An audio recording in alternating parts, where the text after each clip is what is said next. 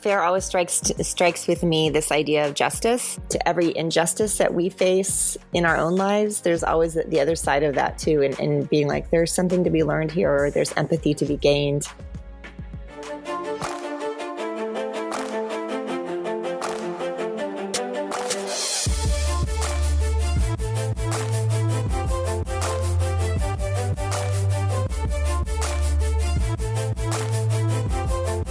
This is Art of Citizenry podcast, exploring our journeys with identity and social impact.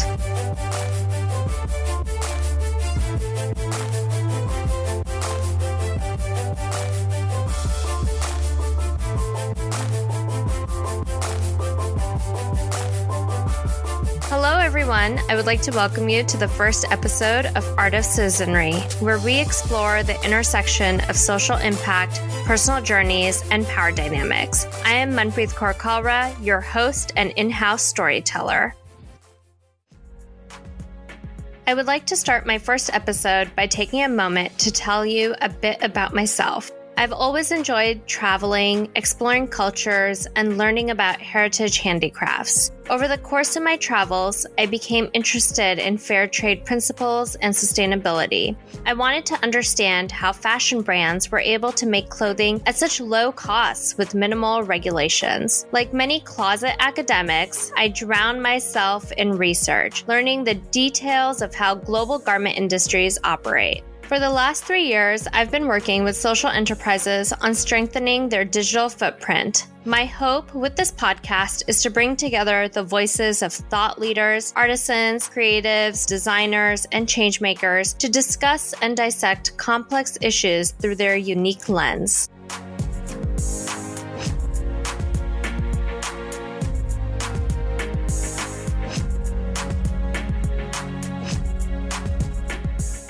We are living through a time when economic inequalities are staring us right in the face. The way each individual approaches difference during a pandemic gives us insight into the systemic inequalities that continue to dictate how we each navigate through life. We each ride the waves of our unique advantages and disadvantages. These shape our understanding of experiences, cultures, and societies. As you work in a community of artisans, you start to really see what, how the problems really are versus how you perceive them. And then so you kind of change what your solutions are going to be too. Tanja Cesh is the founder of Mulxiply. I've spent the last 30 years in the fashion world, predominantly as a designer in both product design and art direction. Mulxiply is a fair trade contemporary fashion accessories brand dedicated to keeping heritage handicrafts from Nepal alive. Our mission is to elevate both art and artisan, and that not only produce a beautiful product, but really give credit where credit is due, and provide insight into artisan lives in Nepal, recognizing that many artisans are marginalized communities. And so we are doing all that we can to kind of bring to light their beautiful skill set and recognize that these are skill sets that if they're not valued, they will go away. When is the last time you thought about who made my shirt? I think it's very frustrating at times to still feel like we live in such a consumer-driven society. And I mean, I sell products. Like I want people to buy my things, but I think it's also recognizing that we want people to make decisions based on like knowing how a product is made and knowing knowing that there's a person behind it and not a giant factory that could care less about how their laborers are doing. Mulxiply creates employment opportunities in areas where individuals are at risk of being trafficked to other countries or enslaved in migrant worker schemes abroad. It's not just about me and my brand and my company's brand, but it's about, people's lives and their families. I'm someone who has always been interested in understanding people's journeys. So how does someone who grew up in LA end up on the other side of the world working with artisans in Nepal? I was working with a friend of mine actually that she runs a really beautiful nonprofit that's actually also a business called Sudara, and they work with women in India who are choosing to leave the sex trade, and they train them to be seamstresses, and then they make their product line. Inspired by their work, she packed up her bags and went to India to lend a design eye. It was my first time in Southeast Asia, and it was amazing and beautiful and powerful. And, but it was also very heartbreaking to kind of see this pandemic of human trafficking that I had really never been exposed to before. And I actually never had really heard anything about it. And so to kind of just see it firsthand, and then also see the solutions that were creative as far as creating dignified working opportunities for women was extremely powerful. When Tanja came back, she knew something needed to change. I think once you are exposed to something like that, you can't really go back to your daily life unaffected by it. Over the years, the fashion world has gone from your classic 4-season fashion cycle to 52 fashion cycles. Welcome to the world of fast fashion. Working in a business that was so focused on fast fashion and just churning it out and really like marketing to the mass consumer, and just gross. Tanja decided to leave her job in 2010 and head back to Southeast Asia. Why can't we design like really beautiful, fairly contemporary products that my friends and people that I know that are in the design world and the fashion world would want to buy?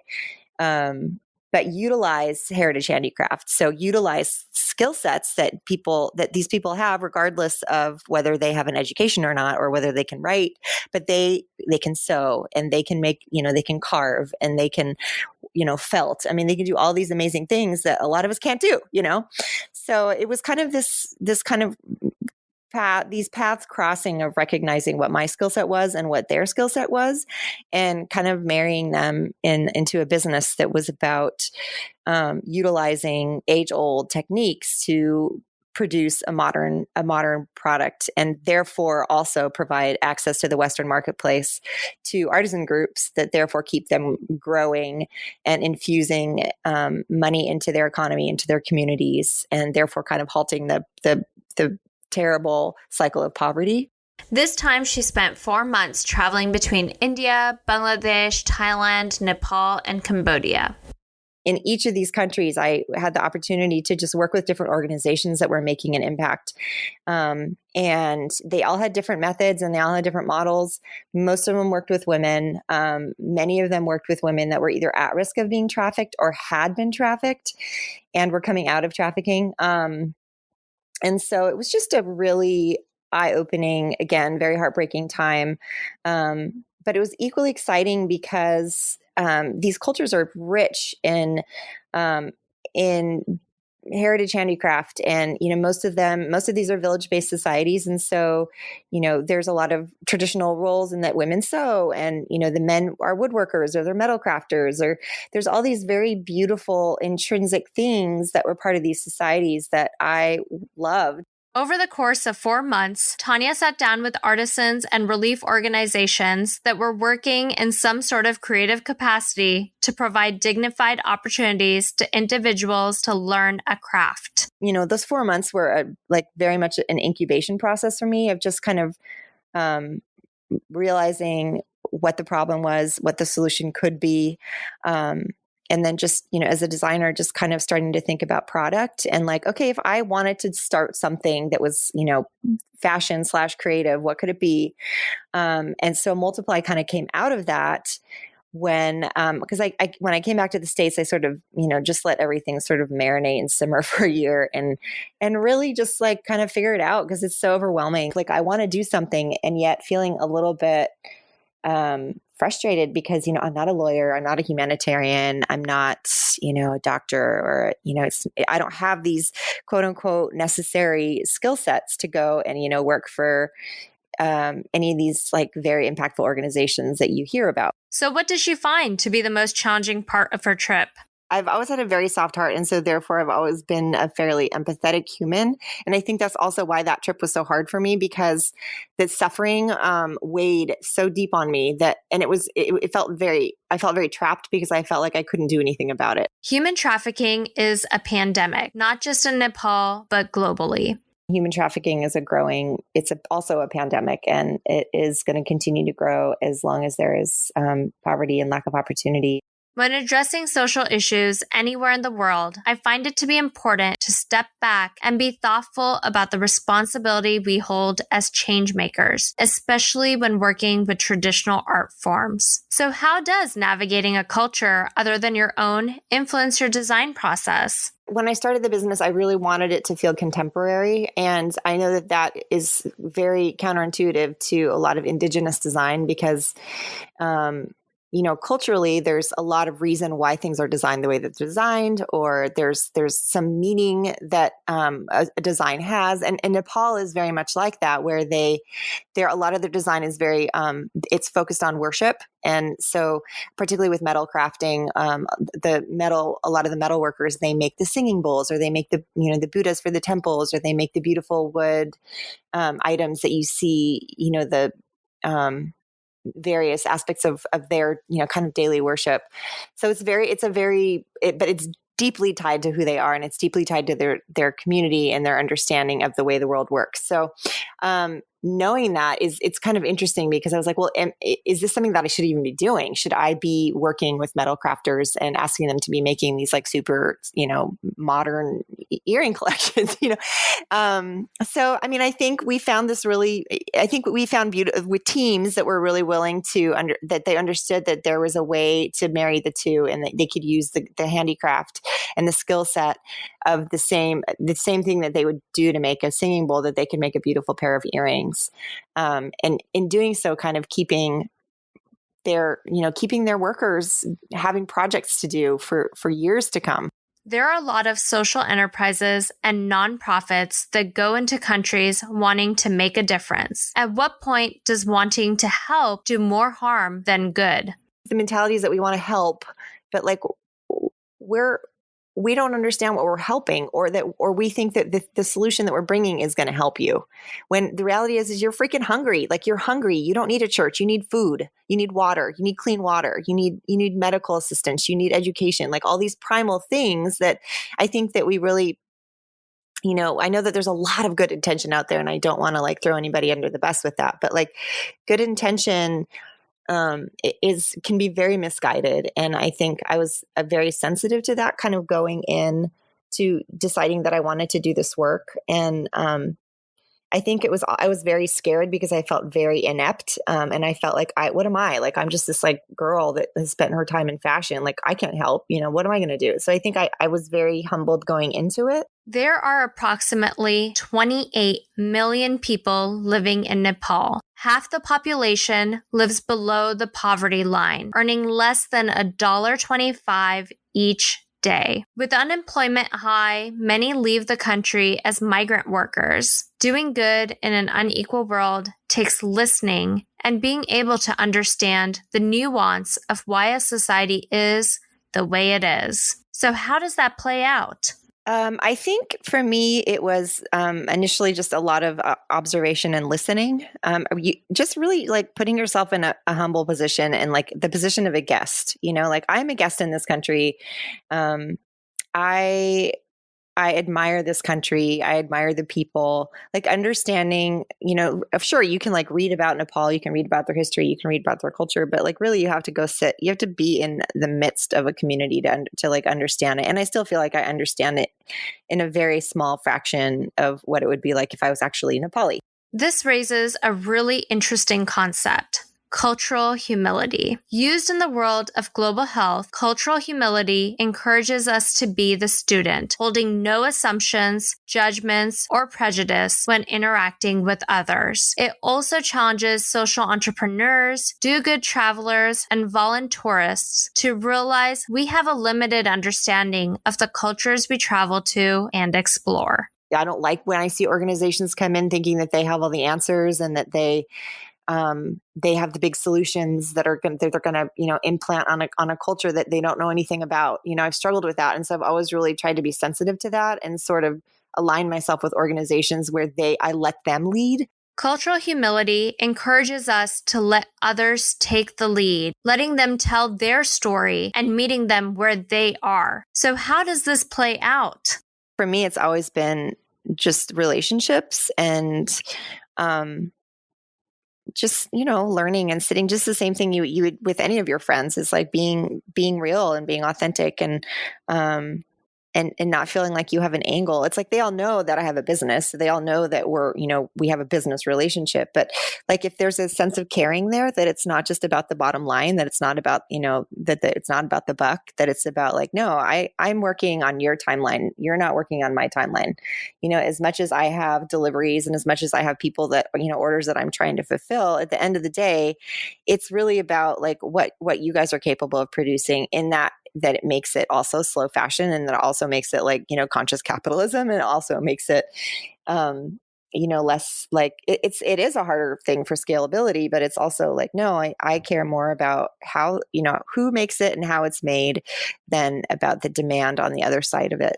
While in fast fashion, orders are given to the maker with set expectations and limited communication, slow fashion is much more collaborative. For socially conscious designers like Tanja, the design process is as much about her vision as it is about the makers. I love Mulxiply. I love my place in it. I love designing. I love creativity. I have found a tremendous amount of like healing in creativity and that process. And I think I recognize that when I'm working with the artisans as well, is that there's also the sense of meaning and purpose that they get in the work that they're doing. Their skill sets are really different than mine. Like as a designer, I can design, but I can't make that stuff. Like I can do very rough prototyping, but finding teams that were really excited about trying new things and then, saying, hey, you know what, that's a cool design, but I can make it better. That's always been really fun for me too, is like when I go in there and I have an idea and they're like, yeah, that's cool, but I know how to make it like better or, actually functional versus like, that's not going to hold. Or, so it really has become a collaborative experience. And I love that. That's absolutely my favorite part of the business is going and sitting side by side with, different artisans and watching them work, and then watching them take a design and change it and make it more beautiful and more functional and kind of put their stamp on it in a way that I could have never known to do. So what does sustainable change look like? I will say that one of my favorite things that's happened in the 10 years that I've been working with Nepal is there is this really cool groundswell of young design focused energy there, where there's like young people that love their country, they love being there, they have either lived or worked outside of the country, so they've been exposed to like some of the creature comforts of like a cool coffee shop or just various things that in the West that we like the art, kind of the artist culture and the makers markets and all that stuff. So we're kind of seeing that happen now in Nepal, where these like really cool, very inspired, incredibly talented, younger generation people are just really investing in like making things more designerly there. And so it's been fun for me to discover these like little groups and little businesses popping up all over the place and being like, hey, I want to support these guys. I want to like either partner with them and do a collaboration or just like buy their product and sell it here, because it's a way to like really elevate the economy in Nepal.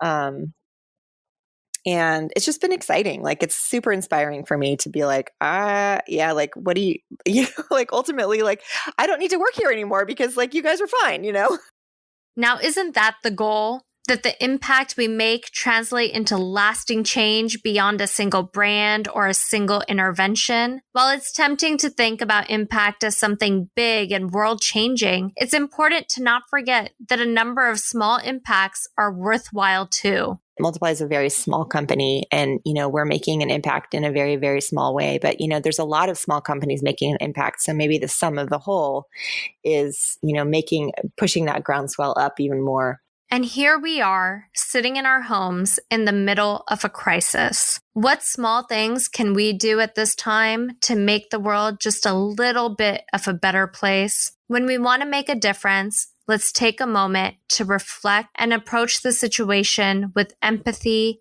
and humility. Let's not assume we always know the answer. And quite honestly, right now, none of us knows the answer, except maybe Dr. Fauci. Let yourself focus on healing. And as Tanja said, let's let things marinate a bit first.